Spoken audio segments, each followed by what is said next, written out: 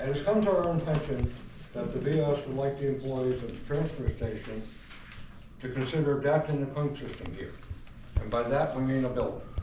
Okay, as a way to increase the revenue for the town.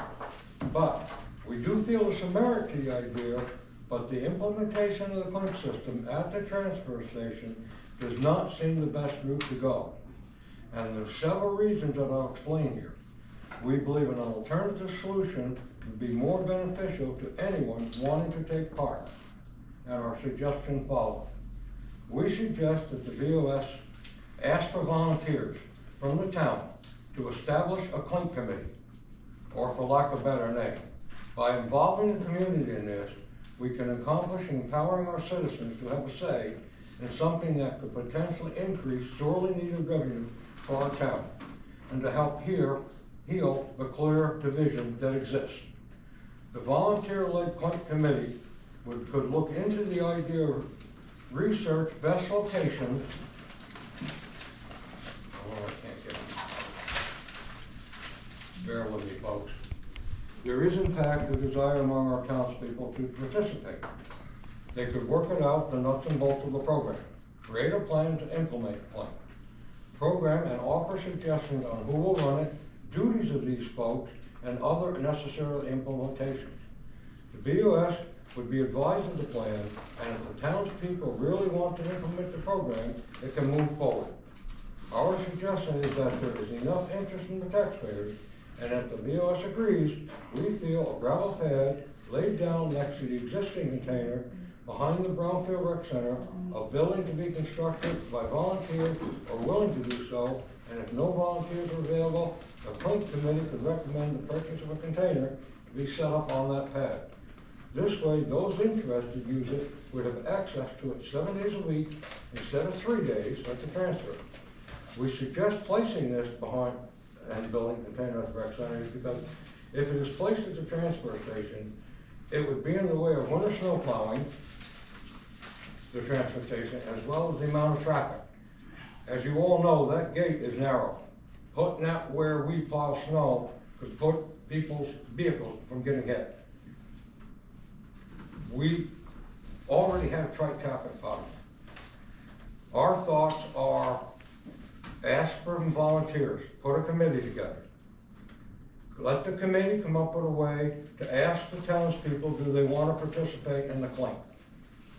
If there's enough interest to do it, I asked Lynn, she said the container, and we added a little, compensating for the gravel of $4,000.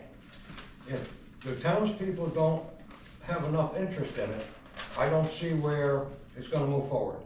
Because you gotta have that people put together, how is it gonna be handled? Who's gonna take care of it?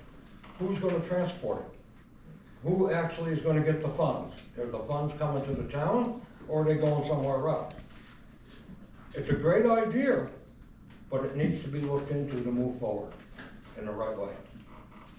And I don't believe anybody at the transfer station should be involved in that committee, and I don't believe anybody in the select board should be involved. This way, it keeps total transparency, and it keeps nobody considering to be biased about it. So we're still in the planning stages. I haven't even brought this to the selectmen yet because I don't have all the answers yet. I'm in talks. Well, none of us do. Well, I'm in talks with Clink. The transportation department is gonna see if they can put us on their route. Yeah, they're gonna see if they can get us on their route. But that's first. another good reason why not to have it as a transfer, because it's only accessible 3 days a week. Well, let me get all the information together. We'll include you guys in the conversation. Put a committee together and submit it to them. I don't really think we need a committee for Clink, but if the other selectmen want a committee for Clink, we can have one. Well, ask the taxpayers how they feel about it. I would like to have a survey and see where taxpayers, if they would like one, Yeah. and then where they would like it. We still got survey. I've never done You still got survey? that. Yeah, planning board has access to it, so that we have access to it, yes. Yeah, we'll do a survey and see if people are interested or not, and if they're not, it's fine. If they are, we'll move forward and look into it. That's one of the things I thought Chloe had stated that Clink's, at Maine Med, I believe you Yeah. stated that they pick up. Yeah. That right, that in itself That comes out of the eliminates. machine. Yeah, that Just feed it to a big container. would be nice. Because it eliminates any responsibility of an employee having to transport to a drop-off location. So that would be Yeah, 'cause you still gotta feed them. outstanding. Yeah, that'd be all right. Sweet. What's the cost of having a unit like that where we could just be getting the weight that we're sending into the recycling bin as opposed to giving up our percentage of whatever that cost is by going through Clink? Because they take a percentage of everything, so why wouldn't we just keep the full amount and If just we, recycle normally? if we do our own returnables, you mean? Yeah, keep doing our own returnables as it is with no extra cost. We don't do it.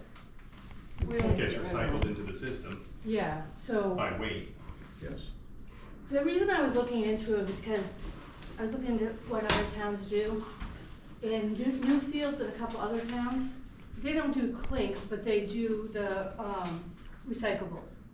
And they end up with $10,000 a year, and they have a fuel assistance program that $10,000 goes into to help, not general assistance people, but people who are just above that threshold.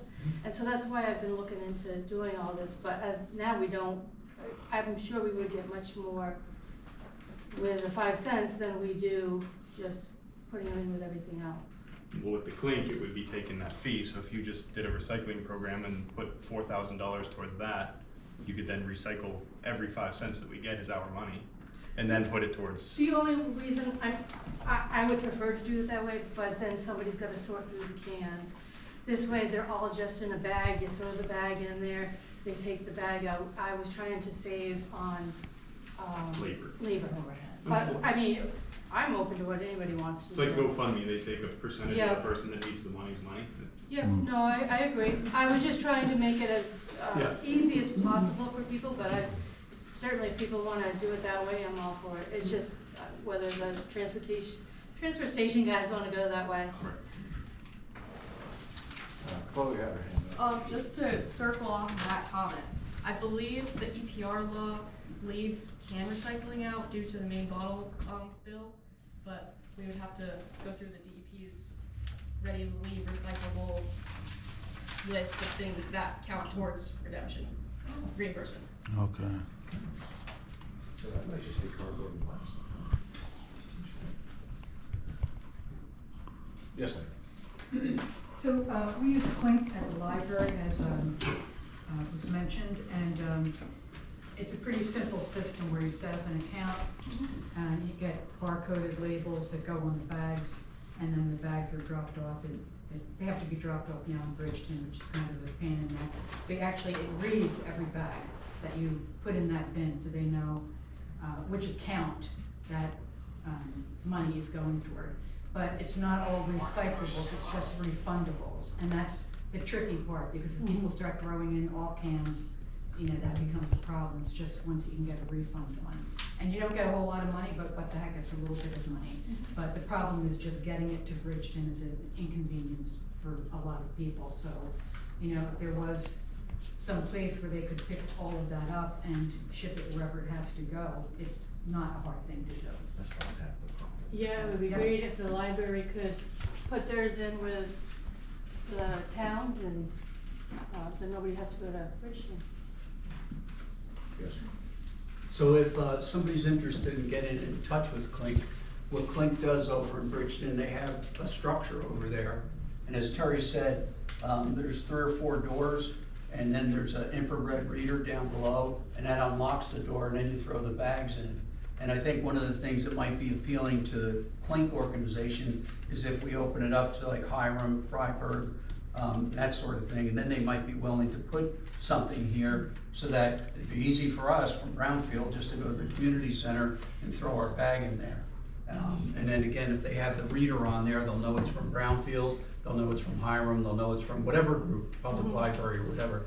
So, you know, it's really worthwhile looking into. I'll ask them about that. I did ask them about a container and they said no. But I'll ask them again when I ask them about the transportation and if they can get us on their route. Yeah, 'cause- I'll ask them that too. It's actually, you know, it's actually like an oversized shed that they have there. And they send a truck around with, and the driver goes in, takes all the bags, and throws them in the back of the truck, and, you know, like then they're on their way, so. Great idea. We'll see what we come up with. Just a question on the Clink, because I use Clink also. But where are you gonna get your tags when you throw it in the thing? Who's gonna have the tags? You're gonna, because you have to put a tag on the bag when you throw it in the bin. Yeah. Barcode. Well, that's why I wanted to do it at the transfer station, because you could get your bags and your tags there, and then you could just bring everything back down. Only problem with doing it over at the rec center is it's gonna be like the Salvation Army container where people are throwing trash in there, they're throwing all kinds of different things in there, and it's not monitored. So community center's not really a great place to do it. So, I'm sorry. And yellow jackets. I mean, it is a problem in the summertime with those cans, like the sweet stuff that's in there. It does attract yellow jackets, so having it at the community center could end up being a liability, just if somebody gets stung and they're allergic and there's not an EpiPen. I assume there's an EpiPen. I think there is. And with the town. I believe there is. Yes, would be the other. I'm looking into that. We're going to use either for, like a fuel assistance program. Somebody else had a great idea of the nonprofits in town, each month doing a different nonprofit. So they do give free bags to the nonprofits, and I wanna see if we can be included in that. Oh, yeah. I think having it at the community center is worthwhile because that's there 7 days a week, whereas the transfer station is only 3 days. So when it's convenient for you, whatever time it might be, you could drop those cans off there. So, you know, as far as, it was brought up about a committee, I think the committee could work all that out, you know, like debate it back and forth, send out the Survey Monkey survey for Clink, how many people would be interested. My gut feeling is that a lot of people would be interested because when the fellas at the transfer station were no longer allowed to take the redeemables, a lot of people were talking about what can we do to help that situation, and this is another opportunity for that. So I think if we could get a few people together to do, because again, it's a lot of work for one person to look into all of this. And if there is a group of people, they could all break up the assignments and whatnot. And I also want to applaud Chloe for doing what she's doing. Here's a young person, you know, like you look around this room, you know, like she's the youngest person in here, and she deserves a lot of damn credit for that. Thank you, Chloe. Woo!